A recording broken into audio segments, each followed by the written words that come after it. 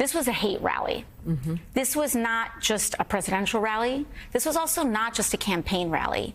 I think it's very important for people to understand that these are mini January 6th rallies. They're still so freaking mad about this. So we got to talk today about AOC and her reaction to the Trump Madison Square Garden rally, because she's had a lot to say. Now, in total fairness, I don't know why the Kamala campaign decided in the last week of the election to make AOC one of the top surrogates. I mean, it seems to me you would want to be appealing to the center at this point late in the election. But I don't know, maybe they know something we don't about struggling with progressives or Hispanic voters or something.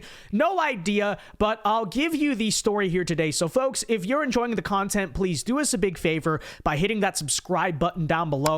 And why should you subscribe? Because doing so goes a long way in ensuring we can keep bringing you these videos. We are officially only 7 days away from the election. There's never been a better time to get locked in, hit that red button, and support the content.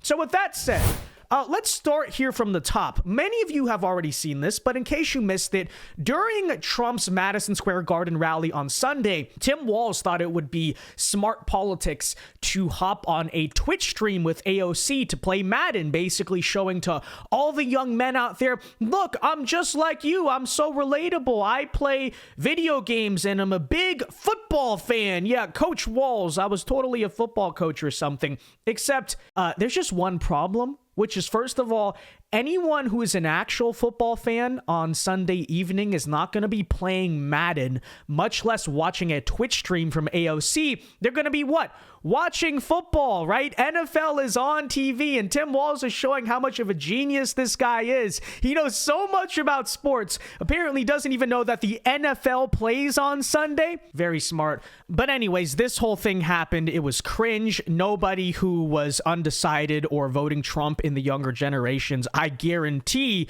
was actually watching it. But that stream is exactly when AOC began to revert to a very original, definitely have not heard it before talking point, which is that, of course, Donald Trump is a fascist. So when we say Donald Trump is a fascist, fascism, a huge component of fascism is uniting racism, bigotry, a form of racist nationalism with industry, and also uniting the keys of government with billionaires and for-profit actors in order to stamp out democracy. Yeah, okay, thank you for that, AOC. That was very informed and insightful, and just so brilliant what she said there. You know, that totally just made so much sense. Now, hilariously enough, it seems like after one Twitch stream with the guy, AOC was heavily influenced by Tim Walz, because after this, she basically followed up on his habit of pathologically lying. She then went out to talk about how she was almost raped and killed on January 6th in the Capitol building. And much like a lot of Tim Walz's stories, you know, oh, I was in Tiananmen Square, I was there in China. Yeah, quick reminder here, AOC was not even in the Capitol building on January 6th, for the record. I didn't think that I was just going to be killed. I thought other things were going to happen to me as well. So what sounds like what you're telling me right now is that you didn't only think that you were going to die, you thought you were going to be raped. Yeah, I thought I was. Yeah, I think Tim Walz would be very proud of that one. You know, that is copying his exact playbook. My children were conceived by IVF. No, they weren't.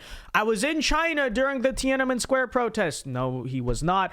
I carried weapons of war into combat. No, he did not. It goes on and on. I guess it is infectious. But now we get to yesterday and today, where AOC decided she wanted to be the top ambassador over this whole Puerto Rico controversy, right? And if you don't know what's going on here, essentially, early on in the Trump rally, they had some stand-up comedian basically go on stage and do a bit, and he made fun of everyone, right? It's just kind of stand-up bit. He's roasting people. And in that bit, he made one joke about Puerto Rico that has the mainstream media absolutely losing their minds. Now, look, in total fairness, this does not surprise me. I think there's a strong argument to be made that maybe they just shouldn't have had this comedian speak in the first place. Not because it's inherently wrong, not because it wasn't like clearly a joke, because it was, but, you know, obviously obviously this close to the election, you knew it was something that was going to be weaponized politically. Yeah, in retrospect, okay, I understand it. But with that said, I mean, they're also kind of simultaneously showing they just can't take jokes. So who knows how this is all going to play out. But here is AOC last minute now going on MSNBC to be a Kamala Harris ambassador. So let's hear what she has to say.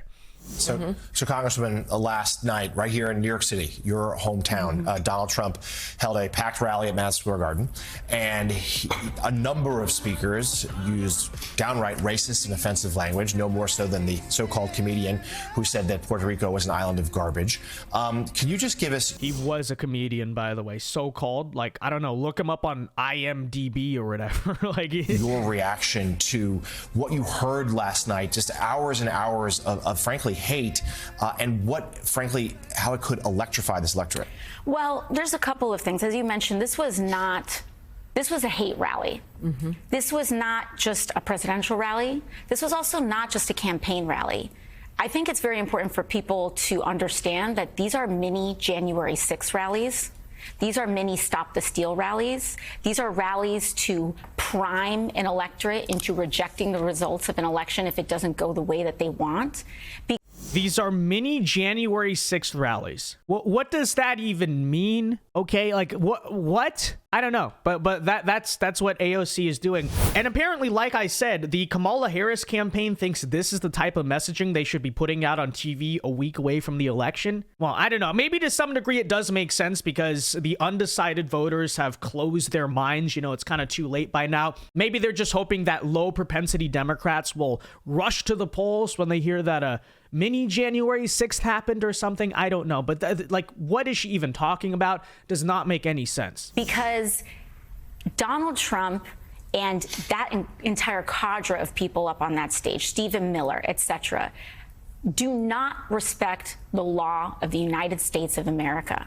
And they either want to win this election or they are using rhetoric of taking it by force. That is what they mean, and that's what they're doing when they are inciting violence and hatred against Latinos, against Black Americans, against Americans who don't have children, against, I mean, you have J.D. Vance literally talking about watering down people's right to vote depending on if they can viably carry a child or not. We have to understand how unhinged this campaign has gotten, and the only reason that the rhetoric has gotten this far is precisely because they are trying to prime the kind of froth that led up to the January 6th attack on the Capitol. And so it's very important that we connect those dots. And right now the campaign is scrambling and they're trying to blame this rhetoric on a so-called comedian. This is not a comedian. This is the Trump campaign. They invited this rhetoric on their stage for a reason. It was a chorus of speakers on that campaign for a reason. It was vetted, and they knew exactly who was going to say what before they went on. And so the only backtracking that they're doing right now is just because tens of thousands of Puerto Ricans happen to live in Philadelphia, Florida, Michigan, Wisconsin, and also the several swing seats in